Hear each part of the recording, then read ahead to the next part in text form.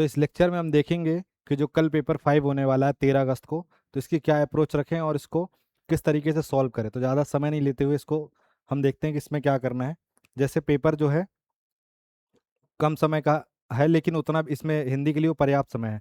तो आपको इसमें क्या करना है कि सबसे पहले आपको ये ध्यान देना है कि जो भी आप वर्तनी का प्रयोग कर रहे हैं वो सब सावधानी पूर्वक करें और अच्छे से लिखें। एक एक शब्द को आराम से आप लिख सकते हैं, पर्याप्त समय है, तो उसको गलत लिखने से बचें। और एक बार अगर आपको ऐसा लग रहा है कि इस की वर्डिंग गलत हो रही है, मेरी वर्तनी गलत हो रही है, तो एक बार उसको बोल के देख लीजिए। बोलने से कभी कभी क्या होता है, वो चीज़ आपको उसकी मात्रा कौन सी समझ में आ जाएगी। फिर उसके बाद जैसे समय पर्याप्त है, तो खासकर जो इंग्लिश मीडियम वाले हैं वो क्या करें कि धीमा लिखने की कोशिश करें। इसमें कोई भी ऐसी चीज़ नहीं है पल्लवन के अलावा कि जो बहुत ज़्यादा समय ले, तो धीमा लिखें। इसके बाद आपको क्या करना है कि जो जो भी आपसे क्वेश्चन अप्रोच हो रहे हैं, जो आपको पूर्णतः समझ में आ रहे हैं, उसको तो करते जाएं, जो नहीं बन रहे हैं उसको छोड़ दें। कुछ चीज़ों के उदाहरण आगे मिल जाते हैं। जैसे मान लीजिए दोहे का उदाहरण पूछा, तो हो सकता है आगे आगे कुछ लिखा हुआ हो और वो लिखा हुआ हो कि पहचानिए इसमें से कौन सा दोहा है। तो इस तरीके से भी आपको पेपर जो आपका पेपर उसमें भी आपको आंसर मिल जाता है। तो ये कुछ चीज़ें आपको ध्यान रखनी है।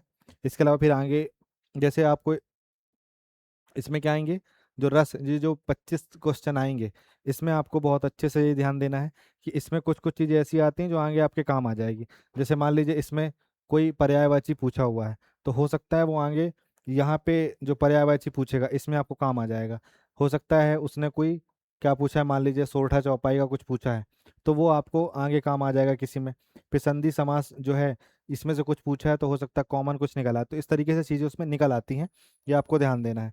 इसमें हम सिर्फ मोस्टली बात करेंगे कि जो रस है उसके जितने भी क्या जो प्रकार हैं, तो उन प्रकारों के जो उदाहरण है उसकी मेनली बात करेंगे। अब इसमें कैसे क्वेश्चन आता है, इसमें एक तो पहले क्वेश्चन आ गया कि आप क्या करिए, जो रस है उसकी पहचान करने को बोलेगा। उसके बाद आपसे क्या बोलेगा कि जैसे एक उदाहरण दे देगा और बोलेगा इसमें पहचानिए कौन सा रस है। दूसरा आपसे क्या पूछ सकता है, इसी में आपसे वो पूछ सकता है कि परिभाषा पूछ सकता है कि भरत मुनि के अनुसार कौन सी परिभाषा है। इस तरीके से क्वेश्चन बन सकते हैं। फिर उसके बाद श्रृंगार रस का उदाहरण मान लीजिए पूछ लिया, तो ये तमाम चीज़ें इसमें से बन सकती है, तो ये आपको ध्यान रखना है। फिर हमको इसमें जो ये दोहा सोरठा चौपाई है, इसको बहुत अच्छे से ध्यान देना है, इसके सारे उदाहरण करने हैं। इसके बाद जो अनुवाद है इसको ध्यान देना है कि किस तरीके से अनुवाद करें। तो ये सब चीज़ें हम आगे भी देखते हैं। तो जैसे सबसे पहले रस से शुरू करते हैं। तो ये कॉमन चीज़ तो आपको पता ही होगी कि श्रृंगार का रति है, हास्य का हास है, करुण का शोक है, रौद्र का क्रोध है, वीर का उत्साह है, भयानक का भय है, विभत्स का जुगुप्सा है, अद्भुत का विस्मय है, शांत का निर्वेद है और वात्सल्य का वात्सल्य है। फिर भक्ति रस होता है। तो आपको ये ध्यान रखना है कि कुछ रस कॉमन ऐसे हो जाते हैं कि जिनके एग्जाम्पल कॉमन टाइप्स हो जाते हैं। जैसे करुण रस हो गया, और श्रृंगार रस में जो वियोग श्रृंगार है इसके उदाहरण कॉमन हो जाते हैं, तो ये आपको ध्यान रखना है। फिर जो आपका वीर रस और रौद्र रस है, इसमें कुछ कॉमन हो जाता है, तो इसमें आपको बारीकी ध्यान रखनी है। फिर ये जो विभत्स, भयानक और अद्भुत है, ये तीनों कई जगहों पे कॉमन हो जाते हैं, तो ये आपको ध्यान रखना है। साथ ही जब आप अद्भुत रस लिखें, तो आप इसमें विस्मयादि बोधक चिन्ह का जो है प्रयोग करना ना भूलें। तो ये रस में कुछ चीज़ें हैं। फिर अब हम देखिए, जैसे 2024 में ये क्वेश्चन आया था कि अखिल भुवन चर अचर जग हरिमुख में लखी मातु, चकित भयो गदगद वचन विकसित द्रग पुलकातु। अब इसमें ये था कि कौन सा रस है ये पहचानना था और इसका स्थायी भाव बताना था। तो इस तरीके से क्वेश्चन रस के आते हैं। फिर उसके बाद जैसे मैंने यहाँ पे क्या था, वो कौन सा रस का उदाहरण था, वो अद्भुत रस का उदाहरण था। अब इसमें किसी को लग सकता है कि क्या आ गया, मतलब जैसे मान लीजिए हरिमुख आ गया, तो अब भगवान का नाम आ जाता है तो उसको भक्ति रस में डाल देते हैं, तो ये गलती नहीं करनी है। अब तो ये जो प्रीवियस ईयर में जो एग्जाम्पल दिए हैं ये भी आप पढ़ के जाइएगा, क्योंकि वो आगे दोबारा रिपीट हो जाते हैं। नहीं भी होंगे तो आपको एक एग्जाम्पल ऐड ऑन करने का मिल जाएगा। अब हम कुछ उदाहरण देख लेते हैं कि इस रस के क्या उदाहरण है, तो ये आपको बहुत काम आएंगे, आप इसको याद करके चले जाइएगा। जैसे पहला है वीर रस। तो वीर रस का जो उदाहरण है, मानव समाज में अरुण पड़ा, जल जंतु बीच हो वरुण पड़ा, इस तरह भभकता राणा था, मानो सर्पों में गरुण पड़ा। तो ये एक वीर रस का उदाहरण है, जिसमें जैसे राणा आ गया, तो महाराणा प्रताप संबंधित है ये। तो ये एक वीर रस का उदाहरण है। फिर उसके बाद एक वीर रस का उदाहरण ये है कि सुन श्री कृष्ण के सुन वचन अर्जुन क्रोध से जलने लगे। सब शोक अपना भूल कर कृतांत युगल मलने लगे। संसार देखे अब हमारे शत्रु रण में मृत पड़े, करते हुए यह घोषणा वे हो गए उठकर खड़े। तो ये जो दिखा रहा है, ये वीरता को दिखा रहा है। तो आपको इस तरीके से इसमें आपको ये भी हो जाएगा कि इसको आप रिकॉग्नाइज भी कर लेंगे, पहचान भी कर लेंगे, तो एग्जाम में भी आपको मदद करेगा ये। फिर संयोग श्रृंगार। अब श्रृंगार रस के दो प्रकार है, संयोग और वियोग।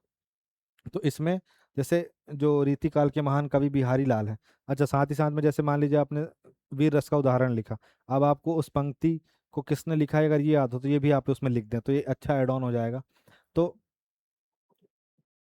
जो आपको कहत नटत रीझत खींचत मिलत खिलत लजियात, भरे भवन में करत है नानन नैनन ही से बात।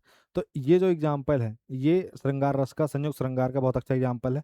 तो आप इसको लिख सकते हैं। साथ ही उसमें जो राम भगवान और जानकी माता का जो उपवन वाला जो कांड में है वर्णन है, वो उसको भी आप लिख सकते हैं। फिर वियोग श्रृंगार में जैसे आप लिखिए, हे खग मृग हे मधुकर श्रेणी, तुम देखी सीता मृग नैनी। तो ये रामचरितमानस का है, जब राम जी सीता जी को ढूंढते हैं वन वन में, तो वो पेड़ पौधों से जानवरों से सबसे पूछ रहे हैं कि क्या तुमने सीता को देखा है। तो एक वियोग श्रृंगार का उदाहरण है। ये करुण रस में भी बन सकता है, पर मोस्टली आप इसमें इसको इसलिए रखना है क्योंकि इसमें जो प्रेमी है और जो प्रेमिका है उसके बीच का मोस्टली जो वियोग दिखाया गया है। फिर उसके बाद आप देखिए हास्य रस का। तो हास्य रस का बहुत सारा पूछा जाता है, तो आप इसको ऐसे लिखिए कि तंबूरा लिए मंच पर बैठे प्रेम प्रताप, राग मिले 15 मिनट घंटा भर आलाप, घंटा भर आलाप राग में मारा गोता, और धीरे धीरे खिसक चुके थे सारे श्रोता। तो ये एक इस तरीके से पढ़ने वाले को हास्य लगे, उसको पढ़ते हुए हंसी आ जाए, ऐसा लिखिए। ऐसा नहीं कि उसको पढ़ते हुए विलाप आ जाए। फिर बुरे समय को देख कर गंजे तू क्यों रोए, किसी भी हालत में तेरा बाल न बांका होए। तो इस तरीके से आप लिख सकते हैं। देखिए हास रस में कोई भी ऐसा रस, आप हास रस में कोई भी ऐसा उदाहरण मत लिखिएगा जो ये रिप्रेजेंट करे कि आप क्या हैं, आप स्टीरियोटाइप रखते हैं, प्रिजुडाइज हैं या ऑर्थोडॉक्स हैं। तो उसमें लैंगिक तरीके से लैंगिक हो गया, धार्मिक हो गया, जाति हो गया, ऐसा बचे लिखने से। फिर करुण रस। तो करुण रस जो है आप उसमें, मणि खोए भुजंग सी जननी, फन सा पटक रही थी शीस, अंधी आज बनाकर मुझको, किया न्याय तुमने जगदीश। तो ये यहाँ पुत्र की मृत्यु पर अंधी माता के अत्यधिक विलाप में करुण रस है।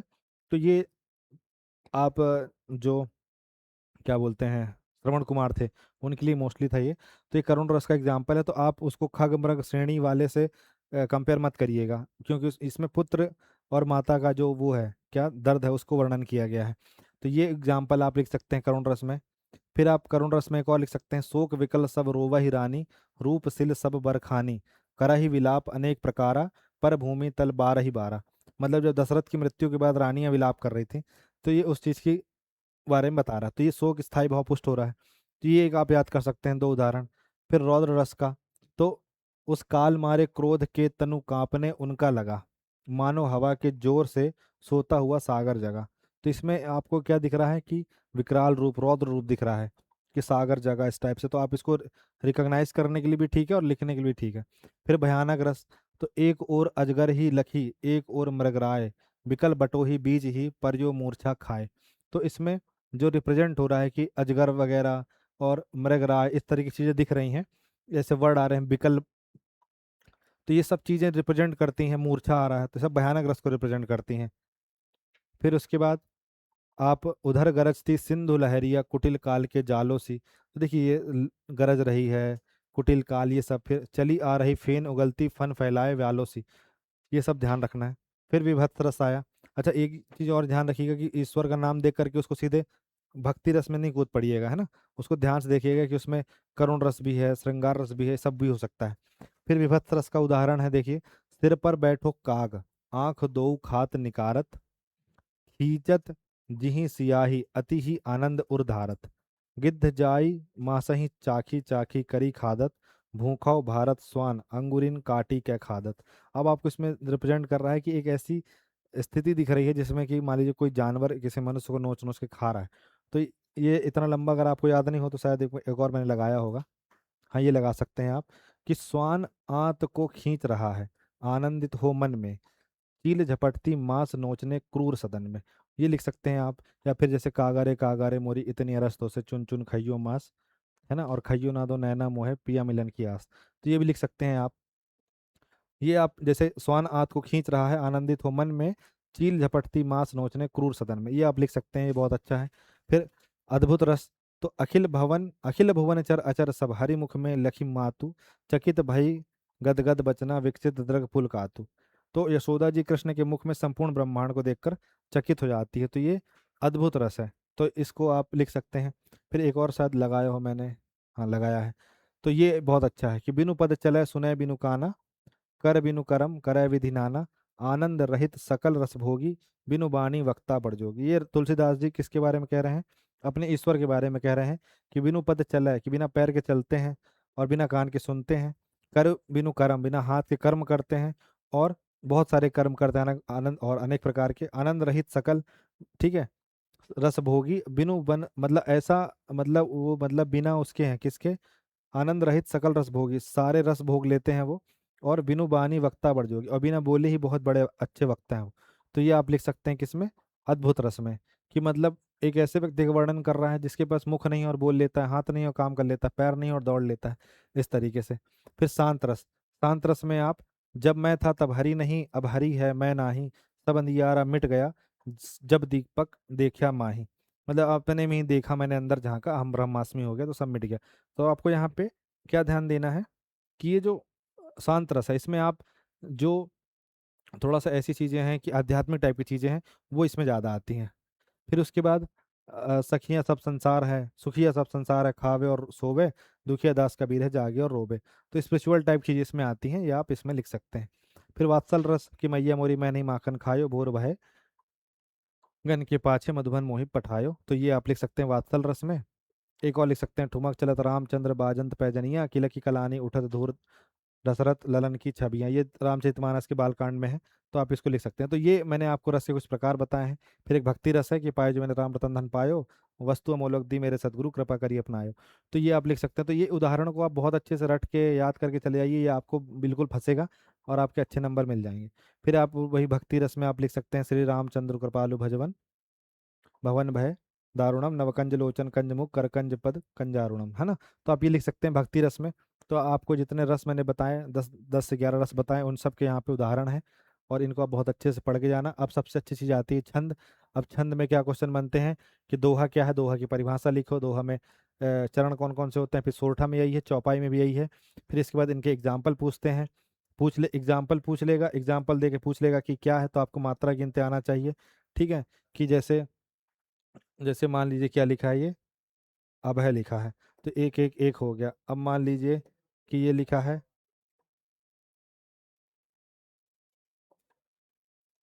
ये लिखा मान लो अंजना, ठीक है। अब इसको क्या गिनेंगे आप, तो दो एक दो, तो ये जो आधा है ये इसमें काउंट होगा, ठीक है ना। तो ये दोहा सोरठा चौपाई। अब हम देखते हैं किसके उदाहरण, ये आपका दोहा का उदाहरण है। तो जितने दोहे हैं कबीरदास के, सूरदास के, सब आप इसमें डाल दीजिए। तो जैसे देखिए कि दो एक दो एक दो, तो कितना हो गया, तीन तीन छः, और ये हो गया आपका छः चार 10 से 11, ठीक है। धीरे सब कुछ होए, माली सींचे 100 घड़ा ऋतु आवे फल होए। तो आपको ये याद रखना है, इसमें शायद 13 मात्राएं नहीं है, दोहा में क्या होता है, 13 11 होता है। तो दो एक तीन, दो पाँच, नहीं सॉरी, दो दो चार, चार चार आठ, आठ दो 10, हाँ ये हो गया। तो ये ऐसे होगा, देखिए कि ये हुआ आपका दो, ये आपका हुआ दो, ये आपका दो, ये आपका दो, ये आपका दो, ये एक, ये दो, है ना। अब इसको ऐसे लिखना होता है, ये दो नहीं बनाना, इसको ऐसे बनाना होता है, ठीक है। और ये एक तो ऐसे ही बनेगा। तो ये आप उसमें मात्रा काउंटिंग दिखा दें, तो उसको ऐसा लगे कि आपको आता है मात्रा काउंट करना। फिर ये आपका दोहे का एग्जाम्पल हो जाएगा, धीरे धीरे रे मना धीरे सब कुछ होए, माली सींचे 100 घड़ा ऋतु आए फल हो। तो ये कबीरदास जी का है। नीचे कबीर यहाँ पे आप मेंशन भी कर दें कि जो जो है कबीरदास का है।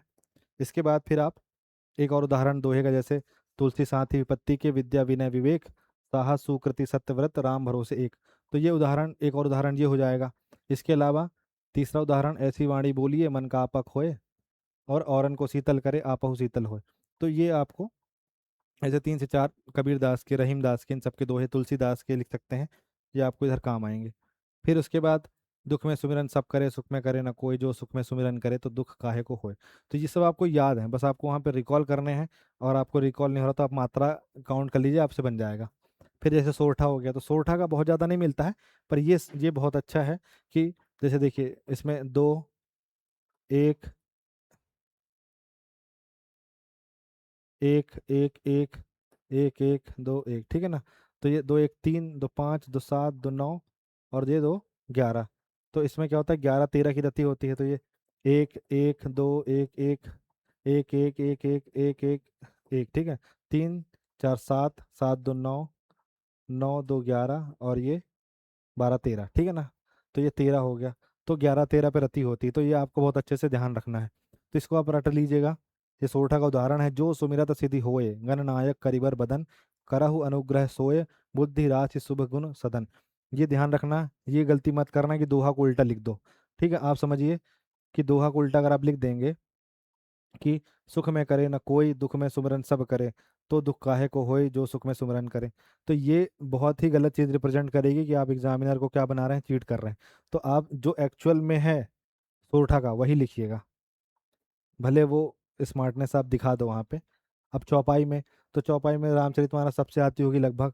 ठीक है, तो रामचरितमानस का लिख दीजिए कि हरि अनंत हरि कथा अनंता, कहा ही सुना ही बहुविधि सब संता, रामचंद्र के चरित सुहाय, कल्प कोटि लागी जहीं न गाय। तो 16 16 चौपाई होती है, 16 16 मात्रा होती हैं, ठीक है, हर चरण में। तो आप लिख सकते हैं, इसको लिख सकते हैं। फिर एक ये है जय हनुमान ज्ञान गुण सागर, जय ज्ञान गुण सागर हो गया। ठीक है, यहाँ पे आप, तो जय हनुमान ज्ञान गुण सागर, जय कपीस तिहुँ लोक उजागर, रामदूत अतुलित बलधामा, अंजनी पुत्र पवन सुत नामा। तो ये जो है चौपाई हो गई, 16 16 मात्रा हो गई। तो ये बेसिक्स एग्जाम्पल है, बहुत ज़्यादा ऐसे थर्मोडायनेमिक्स नहीं लिखना है कि बहुत ऐसे उदाहरण चुन लिए आपने जो आपको वहाँ पे याद ही नहीं आ रहा, या आप उसको जस्टिफाई नहीं कर पा रहे। अब जैसे इसमें एक चीज़ आई थी, क्या मैं आपको बता देता हूँ। जैसे अनंत आया था, तो इसकी मात्रा कैसे गिननी है आपको, जैसे हरि हो गया तो एक एक गिन लिया आपने। अब ये जो अनंत, जैसे आ हो गया, इसकी आपको, ये अनंत है जो, तो इसमें आपको जो आ है इसको एक गिनना है। फिर उसके बाद आप देखिए ये ना के ऊपर ये क्या लगा है, पंचमाक्षर लगा है, तो इसको आपको दो गिनना है। फिर आपको जो ता है उसको एक गिनना है, तो जिसके ऊपर ये बिंदी आए तो उसको आपको दो गिनना है। ठीक है, तो ये आपको बहुत अच्छे से याद रहेगा। 16 मात्राएं रहती हैं, याद रखना। अब आते हैं मेन चीज़ अपनी ट्रांसलेशन में। तो ट्रांसलेशन का एक बहुत बड़ा पोर्शन है। तो ट्रांसलेशन की ट्रिक क्या होनी चाहिए, वैसे तो ये आपको रितेश सर बताते हैं, लेकिन मैं आपको बता दे रहा हूँ। सबसे जरूरी नियम इसका ये है कि वर्ड टू वर्ड ट्रांसलेशन ना करें। राम स्कूल जाता है, राम गोज स्कूल, ऐसा नहीं लिखना है। मतलब वैसे ही लिखना है, राम स्कूल जाता है, राम स्कूल गोज, ऐसा नहीं लिख सकते ना। जैसे देखिए क्या लिखा है, राम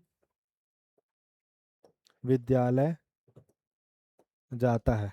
ठीक है, मैं इसको सीता कर देता, नहीं तो लोग बोलेंगे कि मैं सिर्फ राम को ही क्यों बोल रहा हूँ। तो मान लीजिए कि सीता विद्यालय जाती है। अब मान लो आपने इसका क्या किया, सीता स्कूल गोज, तो ये चीज जो है ये क्या होगी, गलत हो जाएगी, है ना। वर्ड टू वर्ड ट्रांसलेट नहीं करना है, इसको ऐसे ट्रांसलेट करना है कि उसका जो इंटेंशन है, जो उसका भाव है वो प्रकट हो। जैसे देखिए वर्ड टू वर्ड नहीं करना है ना। He gave up his life for the country, ये इंग्लिश में क्या है कि उसने अपने, he gave up his life to country. अब इसको आप ऐसे तरीके से लिख देंगे मान लीजिए, तो गलत हो जाएगा। इसका सही तरीका क्या है, जैसे इसने क्या लिखा कि उसने, ही gave up his life for the country, तो उसने देश के लिए अपना जीवन छोड़ दिया। गेव अप का मतलब क्या हुआ, छोड़ दिया। अब ये थोड़ी ना होता है। तो अपन को क्या करना है कि उसने देश के लिए अपने प्राण न्यौछावर कर दिए। ट्रांसलेशन की असली कला शब्द नहीं है, बल्कि भाव या अर्थ पकड़ना है। तो यही आपको बहुत अच्छे से ध्यान रखना है। ठीक है मित्रों, अब आगे बढ़ते हैं फ्रेंड्स। तो अब ट्रांसलेशन में एक और मास्टर ट्रिक क्या है कि पहले अर्थ समझे, फिर टेंस समझे, फिर स्ट्रक्चर समझे, और फिर शब्द बनाए। तो ट्रांसलेशन करते समय सीधे शब्दों का अनुवाद मत करने लग जाएं, वर्ड टू वर्ड ट्रांसलेशन नहीं करना है। ये सबसे बड़ी चीज याद रखना। फिर सबसे पहले आपको वाक्यों का अर्थ समझना है। जैसे सरकार किसानों की सहायता कर रही है, ठीक है। अब आप इसमें पहले क्या समझे, जैसे इसमें लिखा है कि गवर्नमेंट इज हेल्पिंग फार्मर्स। अब ट्रांसलेशन बनाओ कि the government is providing assistance to farmers. ठीक है, इस तरीके से इसको आपको लिखना है। आप ये नहीं लिखने बैठ जाएं सीधे वर्ड टू वर्ड ट्रांसलेट कर दें कि सरकार किसानों की सहायता कर रही है। तो सरकार, गवर्नमेंट, किसान हो गया, फार्मर्स, हेल्प सहायता कर रही है, तो हेल्प इज हेल्पिंग, ऐसे नहीं होगा। इसको प्रॉपर लिखा जाएगा कि the government is providing assistance to farmers. तो ये अच्छा ट्रांसलेशन तब कहलाएगा। ठीक है, फिर वाक्य में तीन चीजें खोजना है हमको, कि subject plus verb plus object, ये खोजना है, कर्ता क्रिया कर्म। जैसे कौन प्लस क्या कर रहा है, प्लस किस के या किस पर। जैसे उदाहरण दिया है, सरकार किसानों को सहायता देती है, तो कौन दे रहा है, सरकार। क्या करती है, सहायता, किसको, किसानों को। तो the government provides assistance to farmer. तो इस तरीके से जाके ये ट्रांसलेशन आपका कंप्लीट होगा। फिर आपको जैसे कुछ वर्ड हैं, जैसे कि अगर द्वारा जैसे ही दिख जाए द्वारा, तो सीधे आप समझ जाना है कि पैसिव वॉइस सब पूछने लगा है। तो जैसे सरकार द्वारा, ठीक है, तो द्वारा देखकर आपको क्या बोलना है, कि तुरंत आपको समझना है कि पैसिव वॉइस है। तो आप the scheme was launched by the government, जैसे सरकार द्वारा योजना शुरू की गई, तो आपको इसको आप तुरंत पैसिव वॉइस में बदल देना है। कि आपको ये नहीं लिखना है कि the government has launch the scheme, आपको लिखना है कि the scheme was launched by the government. ठीक है। एक और, जैसे नई नीति लागू की गई, अब आप इसको लिख सकते हैं कि the new policy has been implemented. तो ये आपको ध्यान देना है कि जैसे द्वारा आ गया, ये सब वर्ड आ गए, तो सब पैसिव वॉइस बन गया। अब पैसिव वॉइस बन गया तो उस हिसाब से उसका ट्रांसलेशन करना है। फिर जैसे टू या फॉर के लिए वर्ड आ गया, तो सरकार ने रोजगार प्रदान करने के लिए योजना शुरू की। जैसे ये आया कि सरकार ने रोजगार प्रदान करने के लिए योजना शुरू करी, तो ये आपको फिर टू या फॉर ये सब सोचना है। तो the government launch the scheme to provide employment, ये आपको इधर पे ध्यान देना है। या ग्रामीण विकास के लिए नई योजना शुरू की गई, तो ये फिर के लिए आया। तो a new scheme was launched for rural development, तो कहीं पे टू लगाना है, कहीं पे फॉर लगाना है, इसका ध्यान रखना है। फिर उसके बाद एक फ्रेज आता है ड्यू टू, जैसे के कारण, तो सूखे के कारण, तो farmer suffers losses due to drought. ठीक है। तो इस तरीके से ये जो वर्ड आते हैं, के कारण, द्वारा, के लिए, ये बहुत अच्छे से आपको ध्यान रखना है। फिर जैसे के बावजूद एक वर्ड आता है, कि कठिनाइयों के बावजूद सरकार ने योजना जारी रखी। तो अब आपको ये डिस्पाइट या इन स्पाइट ऑफ, ये दो चीज़ें इस्तेमाल करनी है। तो despite the difficulties the government continued the scheme. ठीक है ना। तो इस तरीके से आपका जो ये सेंटेंस है ये कंप्लीट होगा इन फ्रेजेस के थ्रू। ये मेरे ख्याल से काफ़ी हो गया ये, सो दैट वगैरह, अब इसको आप देख लेना स्लाइड। फिर उसके बाद जैसे अब इंग्लिश से हिंदी में करना है, कि this the government has implemented a new policy, ये एक एग्जांपल है मान लो। ठीक है। अब इसको करना है, तो द गवर्नमेंट आपने लिखा, हैज़ इम्प्लीमेंटेड फिर आपने लिखा, फिर न्यू पॉलिसी लिखा। तो सरकार ने नई नीति लागू की है। पहले पूरा अर्थ समझो, फिर हिंदी का स्वाभाविक वाक्य बनाओ, उसके बाद फिर इसको subject plus verb plus object ऐसे इसको सॉल्व करो। जैसे, हाँ इतना हो गया। तो इस तरीके से जो आपको हिंदी से इंग्लिश और इंग्लिश से हिंदी का जो है ट्रांसलेशन करना है। अब आता है वाक्य संरचना एवं प्रकार। ठीक है। तो इसका मतलब जैसे इसी में वो जो डब्बे वाले बने हुए हैं उसी में सब टॉपिक है। तो इस वाक्य वाक्य कैसे बनाया जाता है, वाक्य कितने प्रकार के होते हैं, ये सब इसमें है। तो जैसे वाक्य संरचना, तो वाक्य में शब्दों का सही क्रम और आपसी संबंध, जैसे राम बाजार जाता है, राम जाता है बाजार, राम है बाजार जाता, ये सब नहीं लिखना है। जैसे राम बाजार जाता है, इसको आप कितने प्रकार से लिख सकते हैं, चार प्रकार से। जैसे है राम बाजार जाता, जाता राम बाजार है, बाजार राम जाता है, इस तरीके से लिख सकते हो। लेकिन आपको ये गलत हो जाएगा, तो कर्ता, कर्म या स्थान और क्रिया, इस तरीके से ध्यान रखनी है आपको। पहले कर्ता लिखना है, फिर वो कर्म कर्म क्या कर रहा है, और फिर क्रिया क्या कर रहा है, या अन्य पद जो है ये सब लिखना है। तो राम क्या कर रहा है, करता है, कर्म स्थान ये क्या है, वो बाजार, और क्रिया क्या कर रहा है कि वो जा रहा है। तो ये तीनों अगर जब सिमिट्री में रहेंगे तो आपका सेंटेंस जो है वो कंप्लीट होगा। तो वाक्य संरचना फिर अच्छी बनेगी। अब वाक्य संरचना दो प्रकार की होती है, रचना के आधार पर संयुक्त वाक्य और मिश्र वाक्य। तो रचना के आधार पर क्या होगा आपका, एक हो गया सरल वाक्य, जिसमें एक ही सिंपल एक ही मुख्य क्रिया हो। जैसे राम स्कूल जाता है, अब इसमें ऐसा लिखा हो राम स्कूल जाता है फिर वो खेलने चला जाता है, इसमें दो क्रिया हो गई।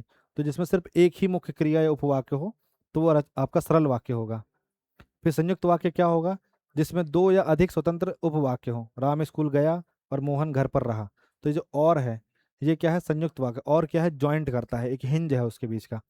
फिर उसके पश्चात आप देखेंगे कि एक मिश्र वाक्य आया, तो उसमें एक प्रधान उपवाक्य है और एक आश्रित उपवाक्य है। जो विद्यार्थी मेहनत करता है वह सफल होता है। ठीक है।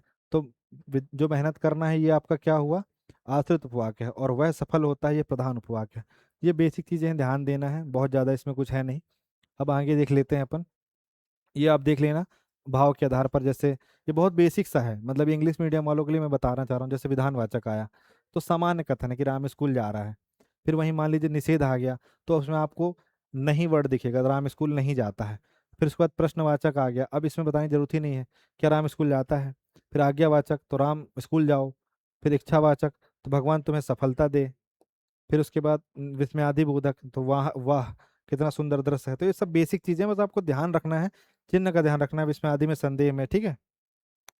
फिर पल्लवन, तो पल्लवन में आपको क्या याद रखना है कि बेसिक सी ट्रिक इसकी पल्लवन की ये है कि मतलब क्या होता है कि एक छोटे वाक्य को जो उसके अंदर छिपा हुआ दूसरा वाक्य उसको निकालना है। जैसे मान लीजिए कि honesty is the best policy, ये एक फ्रेज है, और उसमें हिंदी में है कि ईमानदारी का अच्छा मूल्य है। अब इसको आपको 100 से 150 वर्ड में बताना है। तो फॉर्मूला क्या है इसका, कि सूक्ति क्या है, वही कि मतलब जैसे मान लीजिए, जैसे बोला है कि ईमानदारी अच्छा गुण है, ऐसा बोला है। अब इसका अर्थ समझना है, फिर इसको एक्सप्लेन करना है, फिर इसमें कुछ उदाहरण डालने हैं और निष्कर्ष डालना है। तो कुछ जैसे आप पॉलिटिशियंस के, कुछ सोशल एक्टिविस्ट के, कुछ ब्यूरोक्रेट्स के एग्जाम्पल डाल सकते हैं इसमें आप। इसके पश्चात, ठीक है, पल्लवन लिखने का तरीका क्या है, सीधा अर्थ क्या है, सूक्ति क्या कहना चाहती, कट टू कट रहे, ऐसा नहीं कि आप इधर उधर हो जाएं, भटक जाएं, और आपका जो जो कहना चाह रहे हैं वो अपना कह पाएं। फिर ये बोलिए कि ऐसा ईमानदारी अच्छा गुण है, ऐसा क्यों बोला गया है, उसके पीछे का बैकग्राउंड बताइए क्यों ऐसा बोला गया है, ठीक है। फिर उसका जीवन में क्या महत्व है बता दो, फिर कोई उदाहरण हो तो बता दो, उसके बाद कोई अंत में क्या सीख मिलती है बता दो। फिर लास्ट में आपको, जब आपका पल्लवन, जैसे मान लीजिए आपने पल्लवन लिखा, ये आपने पूरा बता दिया, ठीक है, यहाँ आपको लिखना है शब्द संख्या। तो आपको शब्द संख्या बताने की, मैंने 100 वर्ड लिखा, 150 वर्ड लिखा, आप काउंट कर लेना, कोशिश करें 100 सवा 100 वर्ड के बीच में हो, तो उसको आप काउंट कर लेना कि मैंने इतने वर्ड लिखे हैं। तत्पश्चात फिर वर्तनी शोधन आता है। तो ये बहुत अच्छे से ध्यान देना, इसलिए भी ध्यान देना, जैसे अभी परीक्षा लिखा है, तो बोलने में ऐसा लगता है कि ये आधा रहा होगा, परीक्षा, ठीक है, पर ये परीक्षा है, ठीक है, ये ध्यान देना है आपको। तो जो शुद्ध रूप है, तो जो वर्तनी है, वर्तनी ऐसे लिखते हैं। तो ये बहुत अच्छे से इसलिए भी ध्यान देना है क्योंकि आपको पूरा धीरे धीरे लिखना है, 2 घंटे बहुत पर्याप्त समय है लिखने के लिए, ठीक है। फिर जैसे कुछ अशुद्ध है, ठीक है, तो जैसे अतिथि है, ये क्या लिखा है, अशुद्ध, तो आपको छोटा था बनाना, बोलने में ऐसा लगता है कि बड़ा ही होगा। फिर आशीर्वाद है, तो ये ध्यान, अच्छा कुछ लोग क्या करते हैं, जैसे मान लीजिए कि अपर्णा है, ठीक है ना, तो जिसके, जैसे अपर्णा है, एक होता है अर्पण, तो इसमें जैसे ये जो वाला लगता है, जब आप पढ़, जैसे अपर्णा, तो आ के बाद पा, पा लिखे, फिर रा आया बाद में, पा के बाद रा आया, तो जो रा है वो इसके बाद वाले में लगेगा, ठीक है। अब जैसे इसमें अर्पण है, तो आ के बाद रा बोल रहे हैं आप, तो ये रा जो है पा के ऊपर लिखेगा। तो ऐसे आशीर्वाद है, तो कई लोग इसको यहाँ लगा देते हैं, आशीर्वाद हो जाएगा, इसका आपको ध्यान रखना है। फिर जैसे उज्जवल हो गया, इसमें दोनों जा आधे रहते हैं। तो ये अत्यधिक हो गया, तो इसमें जो या है ये छोटा रहता है। फिर स्वास्थ्य हो गया, तो ये इस टाइप से बनता है, दोनों सा और था दोनों आधे रहते हैं। ये आपको जो है ध्यान रखना है, ठीक है। ये ऐसी अशुद्धियाँ जो है मोस्टली ऐसे पूछी जाती हैं। फिर जो मुहावरे और कहावतें हैं, तो मुहावरे और कहावतों में आपको बेस मोस्टली ध्यान देना है, जो प्रयोग आप लिख रहे हैं, वाक्य में प्रयोग जो लिखेंगे वो ऐसे लिखें कि सोशल और पॉलिटिकल तरीके से थोड़े ऐसे हों कि उसका असर पड़े एग्जामिनर पर। जैसे देखिए, उड़ती चिड़िया पहचानना, तो अर्थ क्या है कि बहुत चतुर और सूझबूझ वाला होना, तथा किसी व्यक्ति या परिस्थिति की वास्तविकता को तुरंत समझ लेना। मान लीजिए ये है इसका, बहुत चतुर और सूझबूझ होना, ये इसका अर्थ होता है। अब इसका वाक्य प्रयोग आप ऐसा लिखिए कि अनुभवी राजनेता उड़ती चिड़िया पहचानने की क्षमता रखते हैं और जनता के बदलते रुझान को समय रहते समझ लेते हैं। इसमें क्या है, आपने राजनीतिक एक सूझबूझ दिखा दी, सामाजिक तरीके से भी आपको इसको लिख सकते हैं कि जो ब्यूरोक्रेट्स होते हैं या समाज सेवी होते हैं वो ऐसे होते हैं। फिर जैसे गूलर का फूल होना, तो मोस्टली लोग क्या लिखते हैं कि रवि की शादी हुई, रवि की शादी होने के बाद क्या हो गया, गुलर का फूल हो गया, दिखना ही बंद हो गया। तो इस तरीके की चीजें नहीं लिखें, क्या लिखें आप, जैसे भारतीय राजनीति में भ्रष्टाचार से पूरी तरह मुक्त व्यवस्था आज भी गुलर का फूल बनी हुई है। तो ये क्या रिप्रेजेंट करेगा कि आपकी जो मानसिकता है उसको बहुत अच्छे से रिफ्लेक्ट करेगा ये, ठीक है। तत्पश्चात आप क्या देखिए, जंगल में मोर नाचा किसने देखा, तो अच्छे कार्य प्रतिभा का उचित पहचान और प्रचार न मिलना। तो इसका वाक्य प्रयोग क्या है कि दूर दराज के गांव में अनेक सामाजिक कार्यकर्ता निस्वार्थ भाव से काम करते हैं, लेकिन उचित मंच और पहचान के अभाव में उनकी स्थिति जंगल में मोर नाचा किसने देखा जैसी हो जाती। तो ये आपको इसमें इस्तेमाल करना है, कोई व्यक्तिगत नाम लिखने से बचें। इसके बाद आप क्या करें कि इस तरीके के जो टैबू अटैच हों, या फिर जैसे पूर्वाग्रह से ग्रसित चीज़ें हों, अतिशयोक्ति वाली चीज़ें हों, या फिर कोई रूढ़िवादी चीज़ हो, तो उसको लिखने से पूर्णतः बचें। ठीक है, ये सब चीज़ें हैं जो मैंने आपको बताई। फिर कुछ चीज़ें ऐसी हैं जैसे कि मान लीजिए आपने, आपसे पूछा कि संधि लिखें, तो जैसे दीर्घ स्वर संधि आपने लिखा, तो इसका इतना बेसिक सा एग्जाम्पल लिखें आप, जैसे कि विद्यालय लिखा आपने, तो ऐसा एग्जाम्पल लिखेंगे जिसका आपको बहुत सरलतम रूप पता हो। ऐसा नहीं कि उसको लिखते ही आपने खुद कॉम्प्लिकेटेड कर दिया, फिर वहाँ आपने गंदगी फैला दी और पूरा आपका आंसर खराब हो गया। तो ये आपको याद रखना है। फिर समास वाले टॉपिक पे आप सबसे ज़्यादा जो तत्पुरुष समास है, इसको बहुत अच्छे से पढ़ लीजिएगा। तो कर्ता ने कर्म को अधिकरण से में संप्रदान, ये पूरा इसको पढ़ लीजिएगा, और ये मतलब मोस्टली इसके चांस अच्छे होते हैं आने के। तो तत्पुरुष समास बहुत अच्छे से पढ़ लीजिएगा। यही बेसिक सी चीज़ें थी, इतना ही आप हिंदी में करके जाइए, आपके अच्छे नंबर आ जाएंगे। बस आप धीमा लिखिए, 2.5 घंटे 2 घंटे पूरा अप्रोच करिए, और यही चीज़ फिर आपको अगले पेपर में लगानी है, क्योंकि अगला पेपर निबंध का है, तो उसमें आपको भाषा वर्तनी सब अच्छे से करनी है। तो आई होप सो ये आपको समझ में आ गया होगा। तो thank you so much for watching this video. Have a nice day.